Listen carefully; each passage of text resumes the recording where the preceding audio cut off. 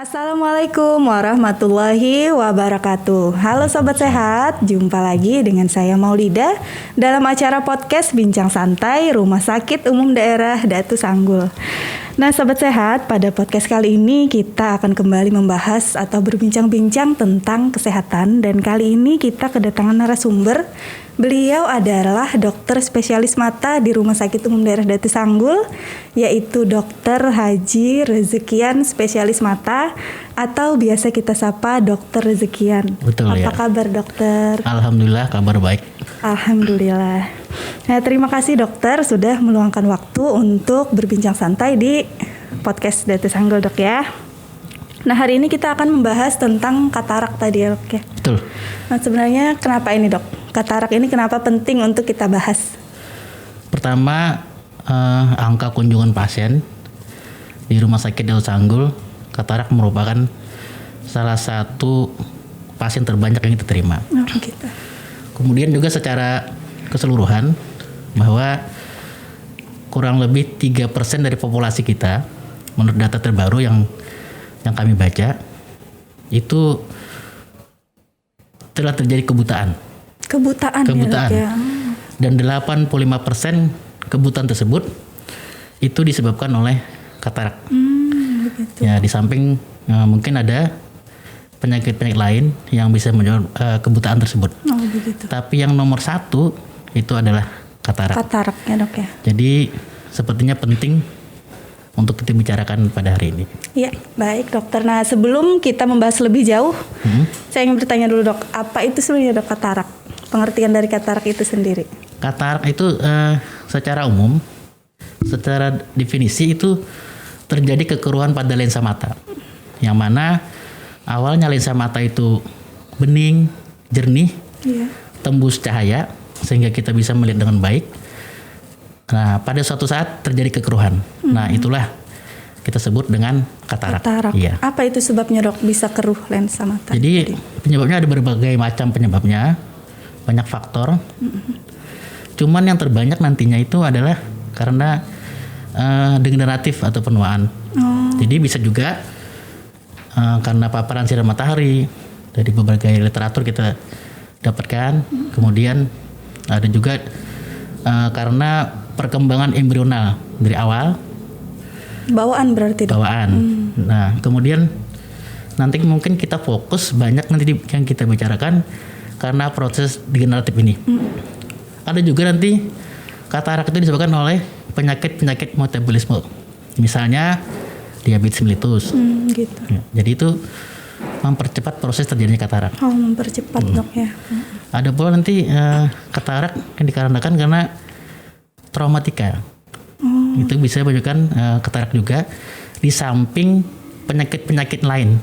Oh gitu. Misalnya glaukoma pada mata ataupun uveitis. Jadi itu peradangan pada bola mata.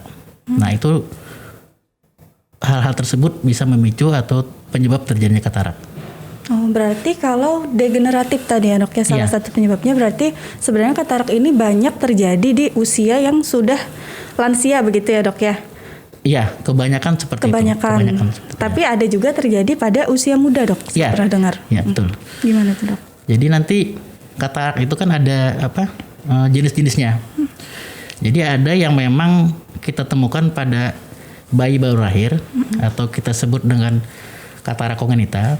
Jadi pada proses perkembangan embrio atau kromosomnya terjadi kesalahan atau terjadi perubahan sehingga pada waktu lahir sudah didapatkan matanya itu sudah keruh lensanya. Nanti juga ada juga yang kita sebut dengan katarak juvenile. Itu ditemukan biasanya beda dengan katarak kongenital. Kalau katarak kongenital kan dari baru lahir.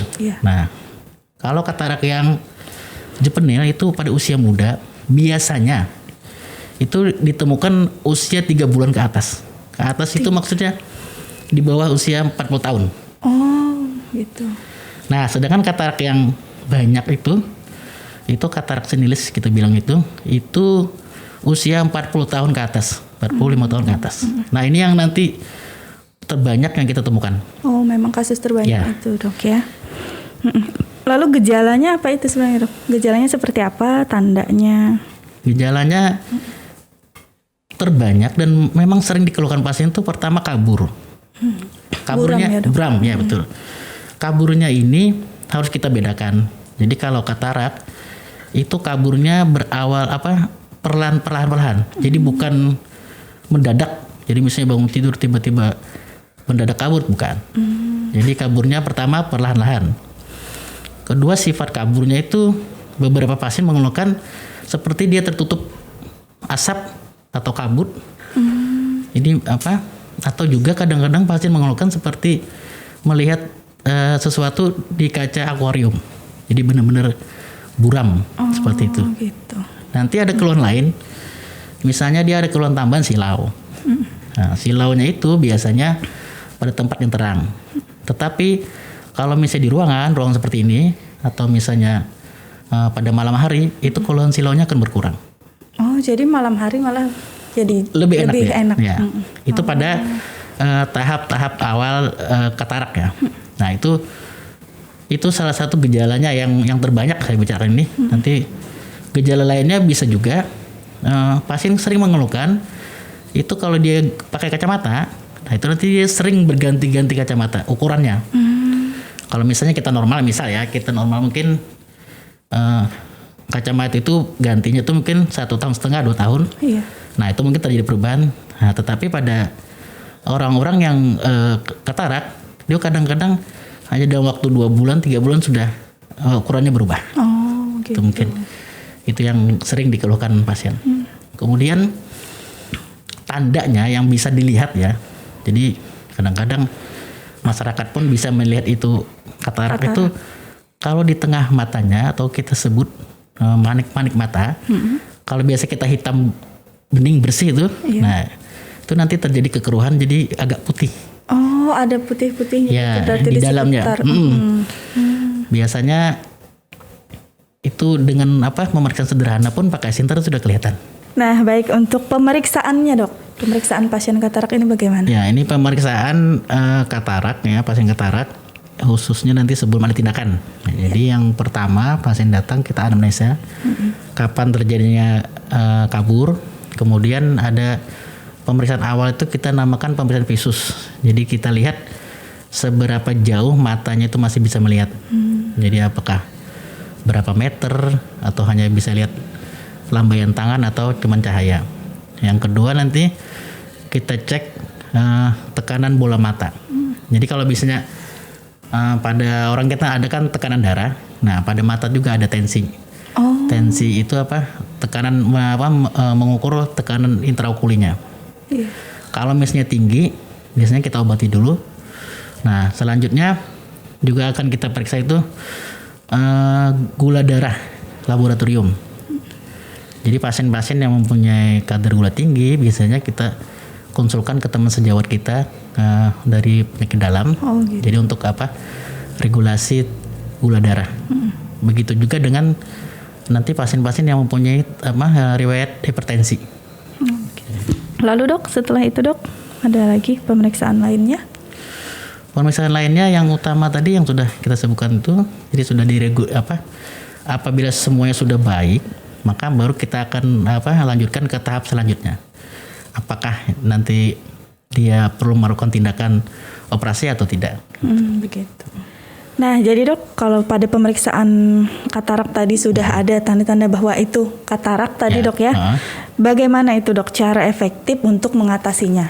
Nah, ini saya pernah dengar soalnya dok, mitos atau fakta nih dok, bahwa katarak itu bisa diobati dengan obat tetes mata. Gimana? Obat tetes mata ya? Iya. Ya kadang-kadang ini yang sering juga beredar di masyarakat bahwa katarak itu bisa diobati dengan obat tetes mata ataupun sering kita dengar dengan mungkin ada yang menggunakan obat-obat herbal katanya atau alami ya. Iya. Jadi sampai saat ini sependek pengetahuan kami bahwa untuk katarak ini tidak ada cara efektif untuk mengobatinya selain dengan cara operasi. Oh begitu. Ya. Jadi memang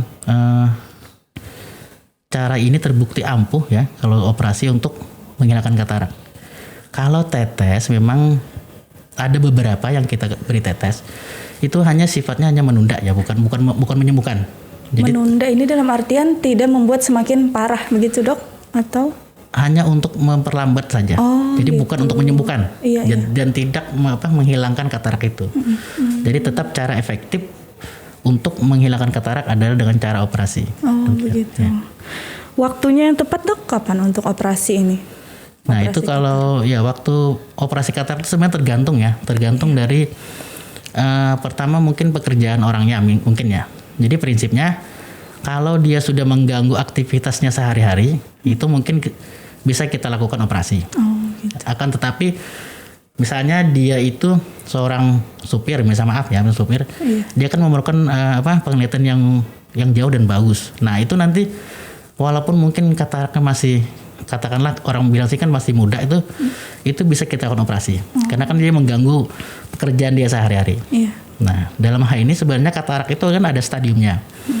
Yang pertama kita sebut dengan katarak imatur, katarak insipient namanya yang pertama. Jadi itu hanya mempunyai gejala-gejala awal katarak, tapi masih tidak mengganggu aktivitas sehari-hari. Kadang-kadang masih bisa kita bantu dengan kacamata. Nah kalau itu belum kita lakukan tindakan. Nah sedangkan stadium kedua itu kita katakan katarak imatur. Biasanya katarak imatur ini penglihatan pasiennya itu sudah lebih dari 1/60, jadi maksudnya 1 meter lebih. Tapi kan sudah kabur tuh. Pasien sudah mengeluh adanya seperti tertutup kabut, bayang atau silau dan lain sebagainya. Tapi dia masih bisa lihat 1 meter lebih. Nah di situ pun kita sudah bisa menyiapkan untuk rencana operasi. Stadium yang selanjutnya yang ketiga itu kita sebut dengan katarak matur. Nah ini katarak matur ini berarti penglihatan pasien itu hanya bisa melihat lambaian tangan. Jadi sudah sangat-sangat kabur. Jadi kalau kita taruh tangan kita di depan pasiennya, tutup mata sebelah ya, kita beri satu-satu matanya itu, dia mungkin masih bisa melihat lambaian tangan. Tapi tidak bisa dia menghitung jari kita.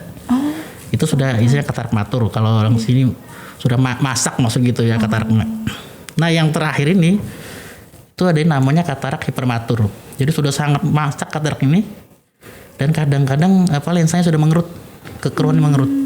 Ini sudah istilahnya sudah kelamaan ya, maksudnya sudah kelamaan, sudah berlanjut lama di rumah, tidak dibawa ke fasilitas kesehatan. Nah ini kadang-kadang penglihatannya sangat menurun. Jadi yang awalnya hanya bisa lihat lambaian tangan, itu akhirnya dia tidak bisa lihat lambaian tangan.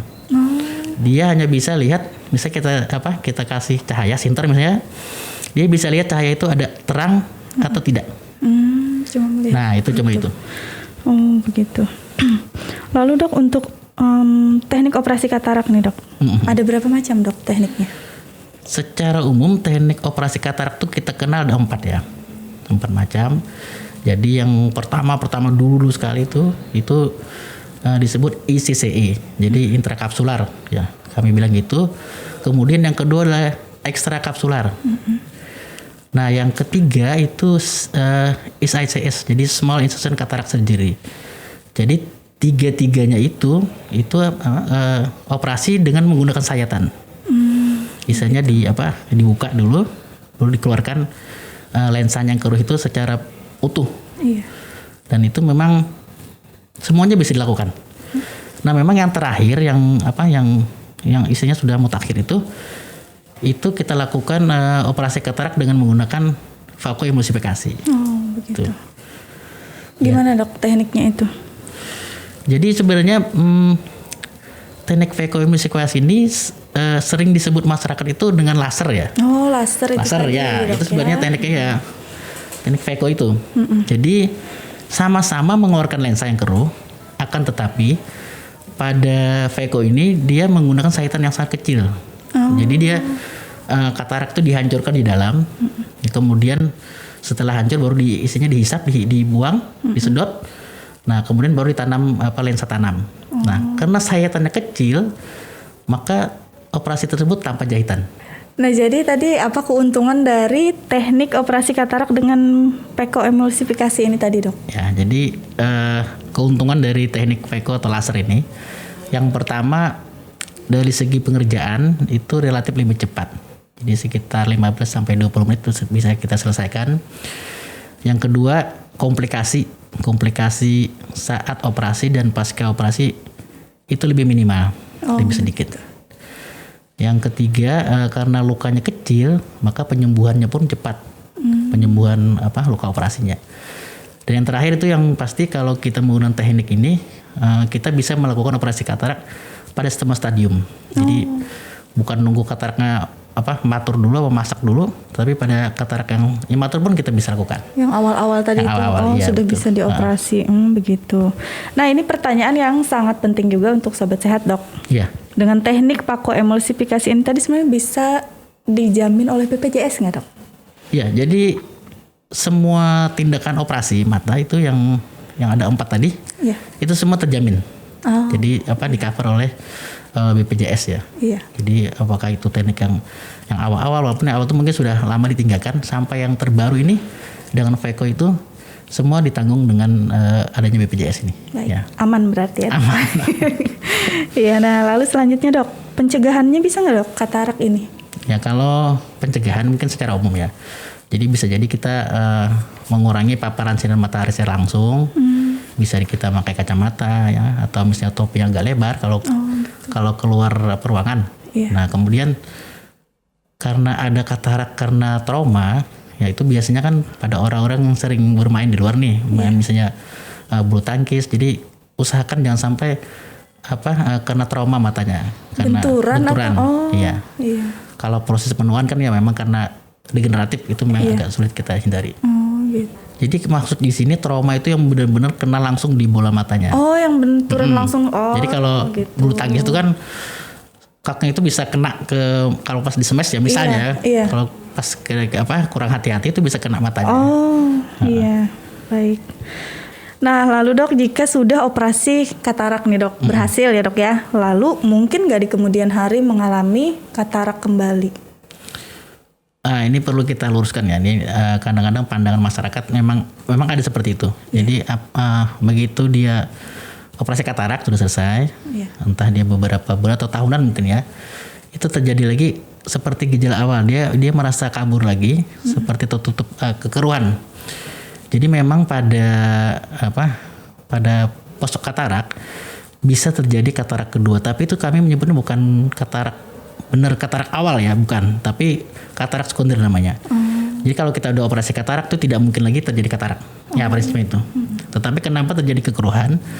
Karena pada teknik operasi untuk memasang lensa mata, jadi kalau kita operasi kan dipasang lensa mata tuh, lensa tanam. Nah, itu kita menyisakan kapsul posterior namanya. Kapsul posterior itu kita ibaratkan itu kalau rumah itu pondasinya. Jadi pondasi itu kita tinggal, sengaja ditinggal itu waktu operasi tidak diambil untuk meletakkan lensa tanam itu. Jadi kalau ada kapsulnya itu kita bisa pasang lensa. Nah, terkadang kapsul posterior inilah yang terjadi keruh. Nah, inilah yang menyebabkan pasien itu mengeluh kadang-kadang kabur setelah operasi katarak. Tapi biasanya itu terjadi 2-3 tahun kemudian. Dan itu pun tidak semua kasus terjadi. Biasanya yang mengalami PCO, kalau kami bilang itu katarak sekunder, itu orang-orang yang pertama dia itu sudah ada riwayat penyakit tertentu. Biasanya di sini penyakit diabetes mellitus misalnya, atau glaukoma. Kan dia dioperasi nih. Nah, kadang-kadang beberapa tahun kemudian tuh bisa terjadi kekeruhan. Nah, itu namanya PCO. Cuman kalau terjadi hal tersebut itu tidak terlalu mengkhawatirkan, dalam artian tidak perlu operasi lagi. Jadi kalau terjadi PCO itu tidak perlu operasi. Itu dilakukan tindakan, biasanya tindakan itu hanya dilakukan di poli. Jadi poliklinis. Bukan dioperasi dibuka lagi, bukan. Gitu. Jadi di poli ya. Lalu, dokter, yang selanjutnya, apakah benar nih, Dok, kebiasaan merokok juga berpengaruh pada terjadinya katarak ini tadi? Iya, kalau kebiasaan merokok itu mungkin ya pada intinya itu dia mempercepat proses terjadi kekeruhan pada lensa. Jadi memang kita tidak menganjurkan ya untuk merokok itu. Dia usahakanlah menghindari merokok itu, karena salah satu faktor penyebab katarak juga itu yang mempercepat itu adalah dari rokok itu. Paparan asap rokoknya itu. Iya, terkena. Iya. Tapi kalau merokok dengan kacamata bisa nggak dok? Kayaknya tetap sama aja. Baik. Nah ini dok penting juga untuk pasien yang akan melaksanakan operasi katarak tadi Iya. dok. Apa dok persiapannya harusnya bagaimana yang bagusnya? Persiapannya jadi operasi yang baik kita kan mengharapkan hasil yang baik. Jadi baik dari kita sebagai tenaga kesehatan kita juga mempersiapkan diri dengan baik. Jadi kita pertama pemeriksaan yang baik tadi kita awal pemeriksaan seperti pemeriksaan gula darahnya, kemudian pemeriksaan visusnya dan sebagainya itu kita lakukan dari awal. Jadi kita cek semuanya dari awal dan jangan lupa untuk pasiennya sendiri kita sangat menganjurkan itu berdoa sebelum operasi Agar berjalan dengan lancar. Iya. Karena bagaimanapun kebetulan aja sih kita ini kan dokter dititipkan keahlian untuk melakukan operasi. Iya betul. Akan tetapi hasilnya tetap Allah yang menentukan. Betul. Jadi Setuju, dok. pasien-pasien kita harapkan berdoalah sebelum operasi. Karena kadang-kadang pengalaman ya, kadang-kadang kita waktu operasi kita duga ini misalnya pasien ini katarak sudah komplikata, artinya sulit kan. Iya. Begitu operasi ternyata alhamdulillah lancar. Oh, yang diduga sulit di awal dok ya? Padahal sejak teori mungkin ini kan kesulitan. Iya. Nah, tetapi mungkin dengan doanya dengan baik ya, dengan ikhlas akhirnya operasinya alhamdulillah berjalan lancar. Dan satu lagi kita berharap ya, kita mengharapkan kalau operasi kan berjalan dengan lancar dengan hasil yang baik. Iya. Mudah-mudahan dengan hasil yang baik itu penglihatan yang sudah baik itu dipergunakan dengan sebaik-baiknya. Betul. Jadi pada orang-orang tua biasanya dia mengeluh misalnya kabur dia tidak bisa ke masjid, mudah-mudahan dengan hasil yang baik dia bisa menjalankan ibadah kembali dengan baik. Betul. Gitu. Semakin meningkatkan ketakwaannya. Betul, dok ya. iya. Nah, apalagi sobat sehat, kita saat ini sedang menjalankan ibadah puasa Ramadan, dok ya. Betul, iya. Nah, ini terakhir dokter, Iya. pesan untuk masyarakat agar menjaga kesehatan mata. Ya, pesan kesehatan ya buat masyarakat pada umumnya. Yang pertama tetap kita utamakan pola hidup sehat. Jadi olahraga teratur, kemudian makan makanan yang bergizi. Untuk mata itu biasanya yang mengandung antioksidan, vitamin A, C, dan E ya. Kemudian jangan lupa periksakan mata secara teratur. Jadi kalau sudah ada keluhan, misalnya kabur atau buram, itu segera periksakan mata. Baik ke puskesmas atau ke rumah sakit atau ke tempat-tempat dokter mandiri ya. Iya. Begitu. Baik dokter, terima kasih sudah meluangkan waktu untuk berbincang Ya. santai di podcast Rumah Sakit Umum Daerah Datu Sanggul. Sama-sama. Semoga perbincangan kita hari ini memberi manfaat untuk kita semua. Dan untuk sobat sehat semuanya yang ada di rumah yang sedang menonton, jangan lupa untuk memberikan subscribe, like, dan komen pada channel YouTube kami, channel YouTube Rumah Sakit Umum Daerah Datu Sanggul. Dan saya Maulida pamit undur diri. Sampai jumpa pada podcast Bincang Santai selanjutnya. Wassalamualaikum warahmatullahi wabarakatuh. Waalaikumsalam. Sudah ulun berterima kasih tadi dok. Sudah. Kalau Eka diingat Diulang. Udah sejam.